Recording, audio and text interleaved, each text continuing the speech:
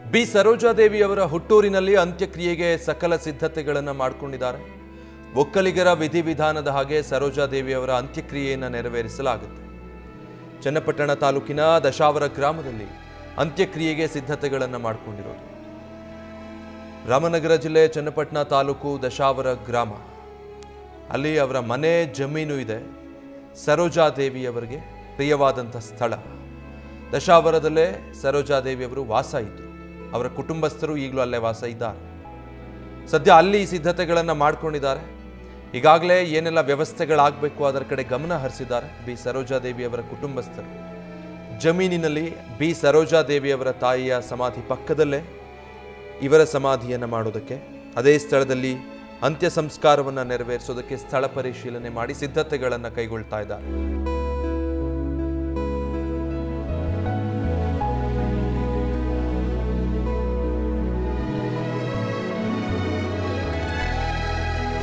Details ಕೊಡ್ತಾರೆ ದಶಾವರದ ಅವರ ಜಮೀನಿನ ಸಮೀಪದಿಂದ ನಮ್ಮ ಪ್ರತಿನಿಧಿ ನಂದೀಶ್ ಲೈವ್ನಲ್ಲಿ ಜಾಯ್ನ್ ಆಗ್ತಾ ಇದ್ದಾರೆ.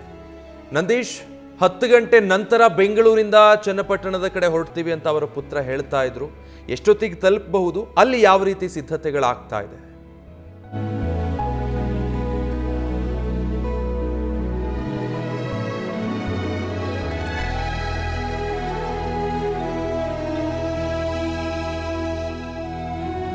ಬೆಳಗ್ಗೆ 10 ಗಂಟೆವರೆಗೂ ಕೂಡ ಬೆಂಗಳೂರಿನ ಮಲ್ಲೇಶ್ವರದ ನಿವಾಸದಲ್ಲಿ ಅಂತಿಮ ದರ್ಶನಕ್ಕೆ ಅಂತ ವ್ಯವಸ್ಥೆ ಕಲ್ಪಿಸಿದ್ದಾರೆ.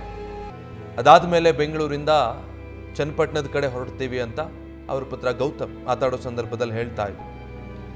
ಚನ್ನಪಟ್ಟಣ ತಾಲೂಕಿನ ದಶಾವರ ಗ್ರಾಮದಲ್ಲಿ ಸಿದ್ಧತೆಗಳನ್ನು ಮಾಡಿಕೊಳ್ಳಲಾಗ್ತಾ ಇದೆ. ಅಲ್ಲೇ ಅವರ ಅಂತ್ಯ ಸಂಸ್ಕಾರವನ್ನು ಒಕ್ಕಲಿಗ ವಿಧಿವಿಧಾನದಂತೆ ನೆರವೇರಿಸಲಾಗುತ್ತೆ. ಅದಕ್ಕೆ ಬೇಕಾಗಿರುವಂಥ ಸಿದ್ಧತೆಗಳಲ್ಲಿ ಒಂದು ಕಡೆ ಕುಟುಂಬಸ್ಥರು ತೊಡಗಿಸಿಕೊಂಡಿದ್ದಾರೆ. ಅವರು ಕುಟುಂಬಸ್ಥರು ಈಗಲೂ ಬಹಳ ಜನ ಅಲ್ಲೇ ಇದ್ದಾರೆ. ಇಲ್ಲಿ ಬಿ ಸರೋಜಾದೇವಿಯವರು ಜಮೀನು ಮತ್ತು ಮನೆ ಹೊಂದಿದ್ದಾರೆ. ಅದೇ ಜಮೀನಿನಲ್ಲಿ ಬಿ ಸರೋಜಾದೇವಿಯವರ ಸಮಾಧಿ ಕೂಡ ಇದೆ.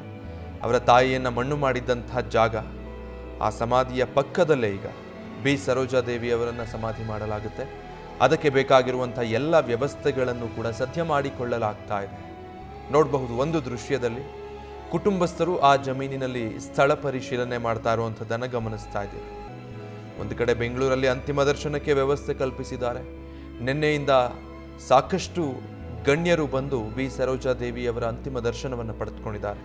ಮತ್ತೆ ಸಂಪರ್ಕಕ್ಕೆ ಸಿಕ್ಕಿದ್ದಾರೆ ನಂದೀಶ್, ಪಾರ್ಥಿವ ಶರೀರ ಎಷ್ಟೊತ್ತಿಗೆ ದಶಾವರ ತಲುಪಬಹುದು? ಜೊತೆಗೆ ಕುಟುಂಬಸ್ಥರು ಅಲ್ಲಿ ಯಾವ ರೀತಿ ಸಿದ್ಧತೆಗಳನ್ನು ಮಾಡಿಕೊಳ್ತಿದ್ದಾರೆ? ವಿಜಯ್, ಮಧ್ಯಾಹ್ನ 1 ಗಂಟೆ ವೇಳೆಗೆ ಸರೋಜಾದೇವಿಯವರ ಪಾರ್ಥಿವ ಶರೀರ ಅವರ ಹುಟ್ಟೂರು ಚನ್ನಪಟ್ಟಣದ ದಶಾವರ ಗ್ರಾಮಕ್ಕೆ ಆಗಮಿಸುತ್ತಿದೆ.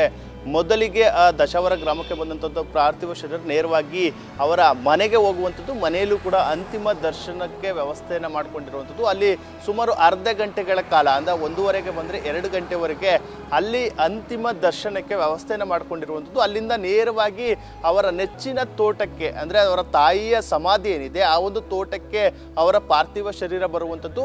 ಸುಮಾರು 500ರಿಂದ 600 ಮೀಟರ್ ದೂರ ಇದೆ ಆ ಮನೆಯಿಂದ. ಆ ನಿಟ್ಟಿನಲ್ಲಿ ಅಲ್ಲಿ ಬರುವಂಥದ್ದು. ಬಳಿಕ ಇಲ್ಲಿ ವಿಧಿವಿಧಾನದಂತೆ ತೋಟದಲ್ಲಿ ಅವರ ಅಂತ್ಯಕ್ರಿಯೆಯನ್ನು ಮಾಡೋದಕ್ಕೆ ಅವರ ಕುಟುಂಬಸ್ಥರು ನಿರ್ಧಾರವನ್ನು ಮಾಡಿರುವಂಥದ್ದು ದೃಶ್ಯಗಳಲ್ಲಿ ನೋಡ್ತಾ ಇದ್ದಾರೆ. ಈಗಾಗಲೇ ಜಿಲ್ಲಾಡಳಿತ ಸರ್ಕಾರದ ಸೂಚನೆಯಂತೆ ಸಕಲ ಸಿದ್ಧತೆಗಳನ್ನ ಮಾಡಿಕೊಳ್ಳಲಾಗಿದೆ. ಬಿಗಿ ಪೊಲೀಸ್ ಬಂದೋಬಸ್ತ್ ವ್ಯವಸ್ಥೆಯನ್ನು ಮಾಡಿಕೊಂಡಿರುವಂಥದ್ದು. ಯಾಕೆಂದರೆ ಭಾಳಷ್ಟು ಸಂಖ್ಯೆಯಲ್ಲಿ ಅಭಿಮಾನಿಗಳು ಬರ್ತಾರೆ, ಮತ್ತು ಗಣ್ಯರು ಕೂಡ ಬರುವಂಥದ್ದು. ರಾಜಕೀಯ ನಾಯಕರು, ಚಿತ್ರರಂಗದ ನಟ ನಟಿಯರು ಕೂಡ ಭಾಳಷ್ಟು ಜನ ಬರುವಂತಹ ಸಾಧ್ಯತೆಗಳು ಕೂಡ ಇದೆ. ಆ ನಿಟ್ಟಿನಲ್ಲಿ ಬಿಗಿ ಭದ್ರತೆಯನ್ನು ಮಾಡಿಕೊಳ್ಳಲಾಗಿದೆ. ಇಲ್ಲಿ ಬ್ಯಾರಿಕೇಡನ್ನು ಅಳವಡಿಸಿ ದರ್ಶನಕ್ಕೆ ಯಾವುದೇ ರೀತಿ ತೊಂದರೆ ಆಗಬಾರ್ದು ಎಂಬ ನಿಟ್ಟಿನಲ್ಲಿ ಈಗಾಗಲೇ ತಯಾರಿಗಳನ್ನು ಮಾಡಿಕೊಳ್ಳಲಾಗಿದೆ.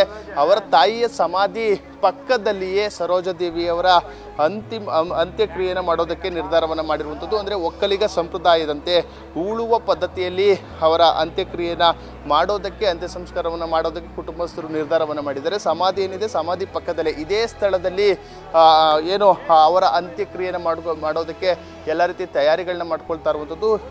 ಉಳುವ ಪದ್ಧತಿಯಲ್ಲಿಯೇ ಅಂತ್ಯಕ್ರಿಯೆಯನ್ನು ಮಾಡುವಂಥದ್ದು. ಅಂದರೆ ಅವರ ತಾಯಿಯನ್ನು ಕೂಡ ಉಳುವ ಪದ್ಧತಿಯಲ್ಲೇ ಒಕ್ಕಲಿಗ ಸಂಪ್ರದಾಯದಂತೆ ಅಂತ್ಯಕ್ರಿಯೆಯನ್ನು ಮಾಡಲಾಗಿತ್ತು. ಅದೇ ಮಾದರಿಯಲ್ಲಿ ಅವರ ಗ್ರಾಮಸ್ಥರು ಮತ್ತು ಕುಟುಂಬಸ್ಥರ ಸಮ್ಮುಖದಲ್ಲಿ ಅಂತ್ಯಕ್ರಿಯೆಯನ್ನು ಮಾಡೋದಕ್ಕೆ ನಿರ್ಧಾರವನ್ನು ಮಾಡಿರುವಂಥದ್ದು. ಸದ್ಯಕ್ಕೆ ಈಗಾಗಲೇ ಜಿಲ್ಲಾಡಳಿತದಿಂದ ಸಕಲ ರೀತಿಯಲ್ಲೂ ಸಿದ್ಧತೆಯನ್ನು ಮಾಡಿಕೊಳ್ಳಲಾಗಿದೆ.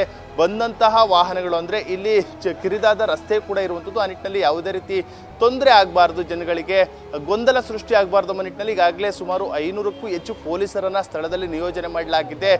ಮನೆ ಬಳಿ ಮತ್ತು ಒಂದಷ್ಟು ಪೊಲೀಸರನ್ನು ನಿಯೋಜನೆ ಮಾಡಿದರೆ ಇಲ್ಲಿ ಅಂತ್ಯಕ್ರಿಯೆ ನಡೆಯುವಂತಹ ಸ್ಥಳದಲ್ಲೂ ಕೂಡ ಒಂದಷ್ಟು ಭದ್ರತೆಯನ್ನು ಮಾಡಿಕೊಂಡಿರುವಂಥದ್ದು. ಪಾರ್ಕಿಂಗ್ ವ್ಯವಸ್ಥೆಯನ್ನು ಈಗಾಗಲೇ ಹಲವಾರು ಪಕ್ಕದಲ್ಲಿರುವಂಥ ತೋಟಗಳಲ್ಲಿ ಎಲ್ಲೆಲ್ಲಿ ಆ ತೋಟಗಳಲ್ಲಿ ಪಾರ್ಕಿಂಗನ್ನು ಮಾಡ್ಬೋದು ಆ ಒಂದು ಎಲ್ಲ ಸ್ಥಳಗಳಲ್ಲೂ ಕೂಡ ಪಾರ್ಕಿಂಗ್ಗೆ ವ್ಯವಸ್ಥೆಯನ್ನು ಮಾಡಿಕೊಳ್ಳಲಾಗಿದೆ.